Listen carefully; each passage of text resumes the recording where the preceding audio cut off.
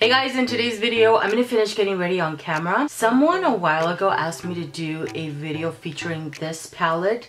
This is from BareMinerals. It's the Gen Nude Copper Eyeshadow Palette. And I have used it a couple times and I haven't really loved my eye look each time.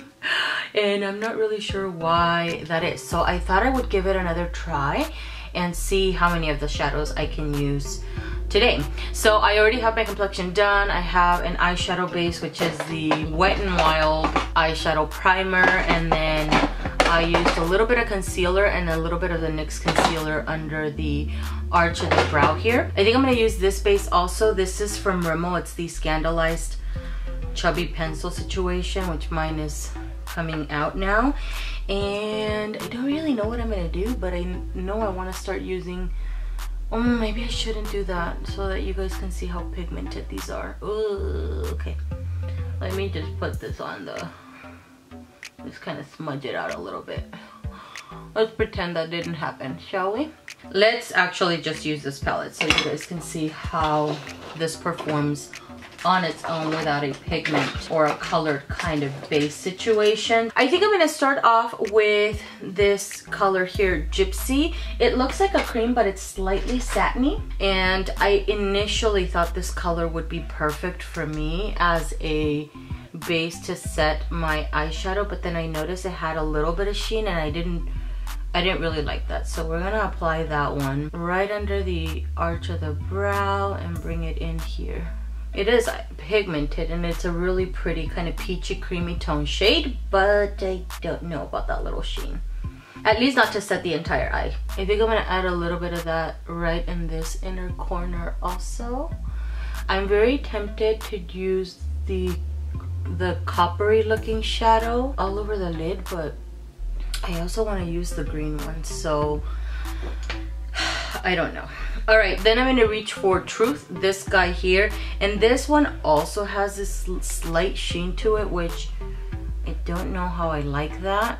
And I'm just adding it with a large fluffy brush right into the crease. I do start the application right in this area because that's where I want a lot of the color to go. I know I wasn't enjoying the eye looks that I was creating with this guy, but I can't remember. I know this one shadow was not my ultimate favorite. I just can't remember what I didn't like about it, so I thought I would give it another try. I think on the viewfinder it's coming off a little washed out, but in person I can see this quite a bit. I'm just gonna diffuse that right in this area and bring it out a little bit. I know what I didn't like was a little sheen. I wish that they would have made these two completely matte. With another brush, I'm just gonna pick up this same shadow and put it right under the lower lash. It's more of a mauve, I would say. Oh, it looks pretty actually. That looks really pretty. And I'm gonna connect it to this upper part as well. For the lid, I think I'm gonna go for this olive green one. I can't remember if I had fallout with these, so I'm gonna try to be careful. This mirror is so dirty. Ugh. I just dug my brush into it. Fantastic. And I'm gonna apply that all the way up on the lid and almost into my crease area. It's a pretty color. I'm gonna try wetting it and see what that does. I don't know if I've used them wet actually, so we shall see. And I'm gonna use that wet mainly in the center of my lid. It does make it a little bit more shimmery. Let me see that. I brought you guys in closer so you can see. The brush I'm using is just an art brush. This is from Something Touch. I don't know the exact name of it, but I got it either at Michael's or Hobby Lobby, one of the two places. And then I'm gonna pick it up again and wet it and concentrate that in the center. I went ahead and cleaned off my brush. I'm gonna pick up a little bit of Bonfire, this guy right here, and place that more in the inner part. I really wanted to use that chubby pencil today. For some reason I was just going for it, but I think for you guys and for me also to get a better idea of this palette, it's just best to use it by itself. I'm picking up a little bit of the green so it helps me blend the two together. Just a dash of it. And then go back with the gold. I don't know if that was blurry or not. With a clean brush, I'm just gonna blend out the edge. I'm gonna pick up the green one and apply that to the lower lash here. I wish this was a little bit more reflective, I think. I'm gonna clean off that brush and then I'm gonna come in with Lauder, which is this little guy right here. It's the lightest one. And put this right in the lower part here. Just a little bit and onto the tear duct. I think I'm gonna wet it and see if I can get a little bit more sparkle.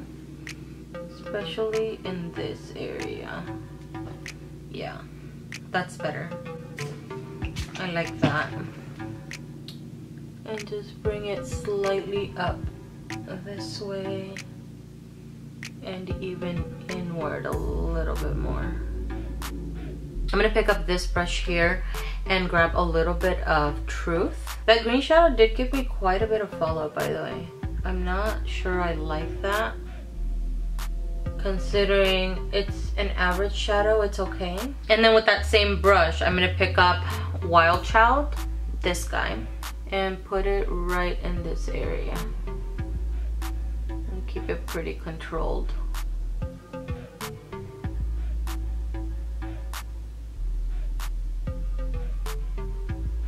It does deepen up the look a little bit. I'm gonna pick up a little bit more of that and put it in my lower outer part here. Just a dash. I'm gonna apply a little bit of brown liner in my upper and lower waterline. I think I'm gonna pick up a little bit more of Truth. This guy right here, and just do a little last run here at the top and outer part. I don't really see that dark brown shadow on my outer part too much, and that's because it's not really that dark, but it does add just a little bit of a difference there. I'm gonna pick up a little bit more of Gypsy, this guy, and just put it again under the arch. Just a little bit more.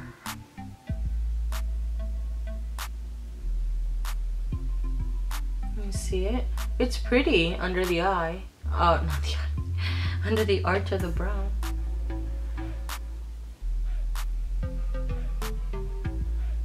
I can see a difference between all of the shadows, so I do like that. All right, let me put mascara on and then we'll finish off with lips. But this is a completed look.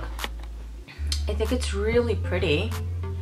I do feel like the green shadow applies better with a flat shader brush than trying to blend it out. Like me trying to blend it out in my lower lash, do you see how it's almost non-existent? And I tried to go in with one of these brushes to just stamp it on, and it's just not wanting to stick to that area. So I'm not really sure what the deal is. So let's try it with another brush, shall we, here on camera. I'm gonna try it with a flat shader, but it's very, very tiny. And I'm just gonna pick it up and really work it into the brush there. And try to go under. And I see it slightly, but it's just not, I don't know. You see it a little bit more. I just feel like, I don't know, maybe because it's so reflective, I'm not seeing it as much head on. You guys all have to let me know if you see it, because I don't know. I think it's pretty though. For mascara, I put on the Maybelline Lash Stiletto for separation and length, and for volume I added the Maybelline Lash Sensational. The one in the black packaging is the one that I'm currently using. For the lips, I went in with Whirl from MAC, that little guy right there, And lipstick, I added this guy. It's my first time using it. It's the Almond Rose from Maybelline. I bought a few lipsticks. I also bought some nudes from them, but I thought I would try this guy out today. I think it's really pretty. I did have to build it up a little bit because I wasn't wanting to stick to certain areas of my lips, and it could just be that I just need to exfoliate my lips because I haven't done, I don't know, in a while. On the rest of my face, I do have on the Too Faced Born This Way foundation. I mixed in a little bit of the Nars Super Radiant Booster, this little guy, and just mixed in, I don't know, like a quarter of a pea size amount into it just to add a little bit of glow. And for bronzers, I use the Milani Double XL to add a little bit more depth in this back part right here. I also use the bronzer in the Becca x Chrissy Teagan palette. That guy, I use these two highlights. I use this blush in this area here, but then I topped it over with a little bit more of a mauve-y blush. These two are in my year-long project.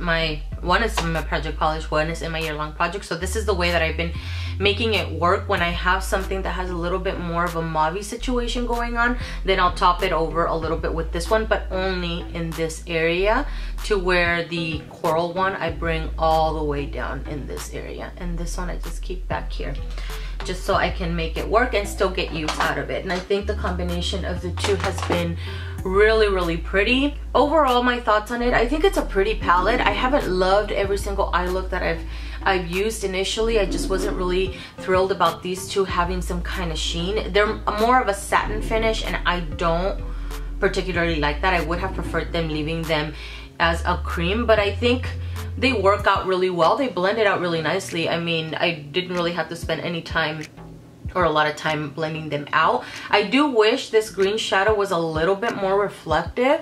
I did have to build it up a little bit more because once you kind of blend it, I wasn't really seeing it anymore, so it almost blends away. So I feel like that's one of those shadows that's best with a flat shader brush and stamping it or pressing it on as opposed to blending it out.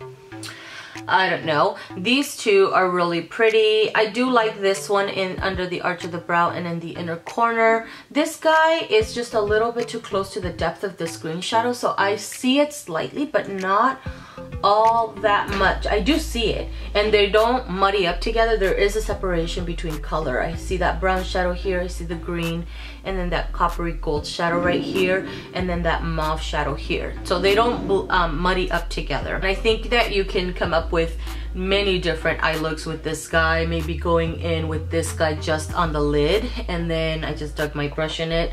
This guy on the lid, and this guy on the outer part, and this guy in the crease, and then this one right here on the under the arch of the brow. That would be really pretty. Same thing with this guy right here, or doing a brown smoky eye and just putting this guy on the lid, and then going in with this right in the crease, and then this guy in the inner corner. So you get a few combinations from it, because I think these are kind of daily wear kind of situation. I mean, depending on your preferences and stuff, but it's pretty neutral. It's not a very like out there kind of situation. It's not a complicated kind of palette. You get 6 shadows. It's pretty easy to figure out where to place all of the shadows. So I do like the simplicity of it, and the price of this, I think, is like $30, which is, I think, is really a great deal. So that is everything for this video. I'm sorry it took me so long to get this video out. I had forgotten. I had it on my mind to do the video with this palette, and then I forgot about it, and I just remembered because I wanted to use this guy here, and then I pulled out this palette to use, and this other palette that I adore so much. I think that's the next palette that I want to use on camera. It's from Tarte. Where the heck did I put it now? I just had it here. My desk is a mess. Oh, it's right here. This guy right here. You guys can't see that. I think I'm gonna use this guy on camera next, because I've been really wanting to use this guy, this stick here. But anyways, overall, I've been wanting to use a shadow like this all over the lid. Very simple. And then go with this in the crease, and just kind of like a brown smoky eye. I've really been wanting something like that. All right, that is everything. Thank you guys so much for taking the time to watch. I hope you found this video helpful, and I will see you guys in the next one.